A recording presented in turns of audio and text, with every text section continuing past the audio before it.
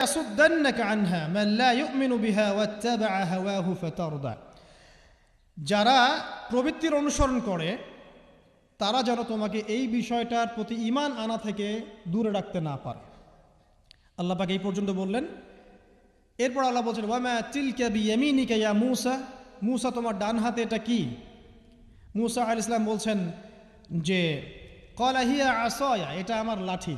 তার সাথে কি ছিল? একটা লাঠি।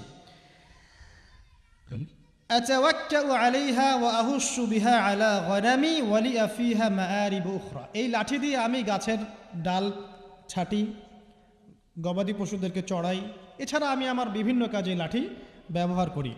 আল্লাহ পাক বলছেন ক্বালা আলকিহা ইয়া মূসা, মূসা এটা নিক্ষেপ করো দেখি, হাত থেকে ছুঁড়ে মারো। মূসা আলাইহিস সালাম ছুঁড়ে মারলেন, ফাআলকাহা, তিনি ছুঁড়ে মারলেন, ফাইযা হিয়া হাইয়াতুন তাসা, সাথে সাথে লাঠিটা ছোটাছুটি শুরু করলো সাপের মতো। অন্য সূরায় আছে এই দৃশ্য দেখার সাথে সাথে মূসা আলাইহিস সালাম উল্টা দিকে দৌড় দিয়েছিলেন। স্বাভাবিক, ভয় পাওয়া স্বাভাবিক। তো তখন আল্লাহ পাক বলেছিলেন যে তুমি ভয় পেও না, আমার কাছে নবীগণ ভয় পায় না। ঠিক আছে, অন্য সূরায় এগুলো আছে, আমি শর্ট করে বলছি। এরপরে আল্লাহ পাক বললেন ক্বালা খুযহা ওয়ালা তাখাফ, তুমি এটাকে ধরো, এটাকে ভয় পেও না। সানুঈদুহা সিরাতাহাল উলা, তুমি ধরা মাত্রই সেটা আবার লাঠিতে রূপান্তরিত হবে। আরেকটা কাজ করো, ওয়াদমুম ইয়াদাকা ইলা জানাহিক, তোমার হাতটাকে বগলের নিচে নিয়ে যাও। তাখরুজ বাইদা মিন গায়রি সু, এটাকে বের করো, তারপর দেখবে এটা স্বচ্ছ আলো প্রদান করবে। সুবহানাল্লাহ। বগলের মধ্যে হাত নিয়ে আসো, হাতটাকে বের করো, দেখবে হাত থেকে স্বচ্ছ আলো বের হবে। এই দুইটা মুজিজা আল্লাহ পাক তাকে দিলেন। আয়াতান উখরা, এটা আরেকটা নিদর্শন। তো এখানে কি হলো? মূসা আলাইহিস সালাম নবুয়ত পেলেন। Shortcut key? মূসা আলাইহিস সালাম কি পেলেন? নবুয়ত পেলেন। নবুয়ত পাওয়ার সাথে সাথে আল্লাহ পাক তাকে দুটো মুজিজা দিলেন। একটা হচ্ছে লাঠি, আরেকটা কি? হাত বগল থেকে বের করলেই কি হবে? আলো বের হয়ে যাবে। এবার তার ডিউটি কি? আল্লাহ পাক ডিউটি দিচ্ছেন তাকে যে ইযহাব ইলা ফিরআউন ইন্নাহু তাগা, এবার তোমার কাজ হচ্ছে তুমি ফেরাউনের কাছে যাবে, কারণ ফেরাউন সীমা লঙ্ঘন করেছে। তখন মূসা আলাইহিস সালাম বললেন রব্বি ইশরাহ লি সদরি, আল্লাহ আমার বক্ষটাকে প্রশস্ত করে দিন। মানে আমার তো সেখানে যাওয়ার সাহস হচ্ছে না, আমি তো সেখানে ওদের দৃষ্টিতে একজন খুনের আসামি, ওদের দৃষ্টিতে ওরা তো আমাকে পেলে হত্যা করে ফেলবে। আল্লাহ পাক বলছেন কেল্লা, কখনো না, তারা তোমাকে হত্যা করতে পারবে না।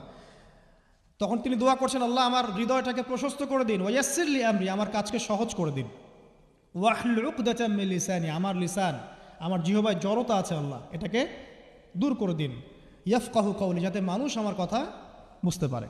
এই দোয়া করলেন, কবুল হয়ে গেল। এবং আরও দোয়া করলেন যে ওয়াজআলি ওয়াজিরাম মিন আহলি, আমার পরিবারের মধ্য থেকে একজন ওজির দেন। ওজির মানে সহায়ক, যেটা হচ্ছেন হারুন আলাইহিস সালাম, যাতে করে আমরা কি করতে পারি? বেশি বেশি আপনার জিকির করতে পারি এবং আমাদের কাজ সহজ হয়। আল্লাহ রাব্বুল আলামিন তার ভাই হারুন আলাইহিস সালামকেও নবুয়ত দান করলেন, দুজন মিলে। এখন আল্লাহ পাক বলছেন ইযহাবা ইলা ফিরআউন, তোমরা দুজন ফিরআউনের কাছে যাও, ইন্নাহু তাগা, সে সীমা লঙ্ঘন করেছে। তবে ফাকুলা লাহু কাওলাল লাইয়িনা, তার সাথে নরম সুরে কথা বলো। লাআল্লাহু ইয়াতাযাক্কারু আও ইয়াখশা, হয়তোবা সে উপদেশ গ্রহণ করবে অথবা আল্লাহকে ভয় করতে পারে। তো ডিউটি দেওয়া হলো যে তোমাদের কাজ এখন এটা, এবং তোমাদের ভয় পাওয়ার কোনো কারণ নাই, সে তোমাদের কোনো ক্ষতি করতে পারবে না।